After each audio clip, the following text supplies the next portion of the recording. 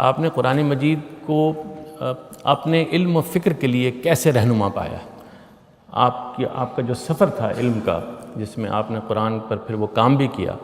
اور ظاہر ہے کہ اس میں کچھ افکار ہیں، کچھ آپ کے خیالات ہیں، کچھ نتائج فکر ہیں، ان سب پر قرآن مجید کا کیا اثر رہا جناب؟ الحمدللہ رب العالمین، والصلاة والسلام علی محمد الامین۔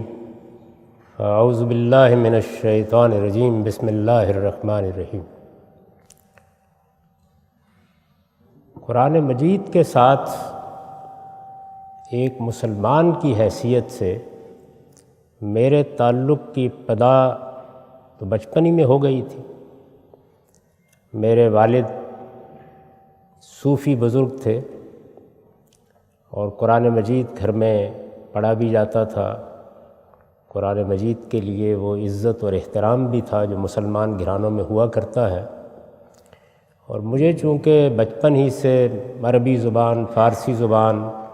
اور دینی علوم کو پڑھنے کا بھی اتفاق ہوا، تو اس لیے قرآن مجید کو میں براہ راست پڑھ بھی سکتا تھا۔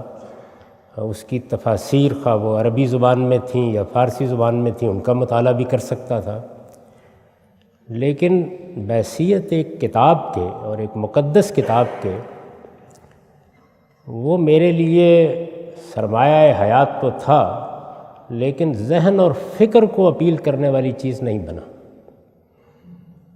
چنانچہ ابتدا میں میری زیادہ دلچسپی فلسفے سے، تصوف سے، تاریخ سے اور اس طرح کے دوسرے علوم سے رہی، اور میں یہ خیال کرتا تھا کہ یہی علوم ہیں کہ جن میں آگے کچھ علمی کام کرنے کا موقع ملا تو انشاءاللہ کروں گا۔ لیکن جب میں نے جدید اور قدیم فلسفے اور فکر کا مطالعہ کیا تو بعض ایسے سوالات سامنے آئے، کم و بیش ہمارے علم کی تاریخ کوئی 2500 سال کی، اس سب کو دیکھنے کے بعد ایسے سوالات سامنے آئے کہ جن کا کوئی متعین واضح جواب اس 2500 سال کی تاریخ میں نہیں مل سکا۔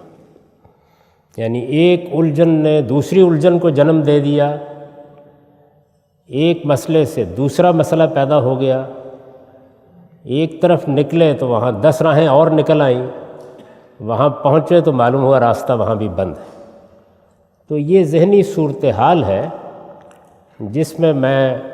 اپنے طالب علمی کے زمانے میں سرگرداں تھا، اور مجھے بہت اچھی طرح یاد ہے کہ پنجاب یونیورسٹی کی لاہور میں ایک بڑی لائبریری ہے، اس میں کچھ مطالعہ کر رہا تھا اور بعض کتابیں دیکھ رہا تھا کہ ایک بہت مختصر سا رسالہ میری نظر سے گزرا، یعنی کیٹلاگ میں اس کا نام نظر سے گزرا۔ چونکہ منفرد تھا اور مصنف کا نام بھی اپنے اندر انفرادیت لیے ہوئے تھا، تو میں نے اس کو نکلوا کے وہیں کھڑے کھڑے کوئی 70-80 صفحے کا رسالہ تھا، اس کو پڑھا، اور اسی میں یہ ذکر تھا کہ جس جلیل القدر عالم نے یہ رسالہ لکھا ہے، اس کے ایک شاگرد رشید لاہوری میں موجود ہیں، یا پاکستان میں کہیے موجود ہیں۔ وہ میرے استاذ امام امین احسن اصلاحی تھے۔ تو میری ان کے ساتھ 1973 میں جب میں ابھی نیا کالج سے فارغ ہوا تھا، پہلی ملاقات ہوئی، اور وہ کوئی 15 روز تک ہوتی رہی۔ یہ وہ ملاقاتیں ہیں جنہوں نے سب سے پہلے قرآن مجید کیا ہے، قرآن مجید کی زبان کیا ہے، قرآن مجید کا نظم کیا ہے، قرآن مجید کس طرح فلسفے اور فکر کے اعلیٰ ترین مسائل کو زیر بحث لاتا ہے، پہلی مرتبہ یہ حقائق میرے سامنے کھولے۔ تو میری زندگی کی قرآن مجید کے ساتھ تعلق کی حقیقی داستان یہاں سے شروع ہوتی ہے۔ اس کے بعد سے آج تک یہی کتاب اوڑھنا ہے، یہی کتاب بچھونا ہے، اسی کے اندر سارے علوم کے دروازے کھلتے ہیں، اور اسی کے عجائب ہیں کہ جو کبھی ختم نہیں ہوتے، اور اسی کی لذت ہے کہ جو میں جب اس میں داخل ہوتا ہوں تو میرے پورے وجود کا احاطہ کر لیتی ہے۔ تو اگر اس طریقے سے آپ اس پس منظر سے کبھی قرآن کو پڑھیں گے کہ آپ نے ایک لمبا عرصہ فلسفے اور فکر کی وادیوں میں سرگرداں ہو کر گزارا ہو، تو تب آپ کو معلوم ہوگا کہ روشنی کیا ہوتی ہے، ہدایت کیا ہوتی ہے، خدا کیسے کلام کرتا ہے، اور کس طریقے سے آپ کے سامنے زندگی کے سارے نشانات راہ واضح ہو جاتے ہیں۔ تو میرے ہاں تو قرآن مجید کے ساتھ تعلق کی ابتدا وہاں سے ہوئی تھی۔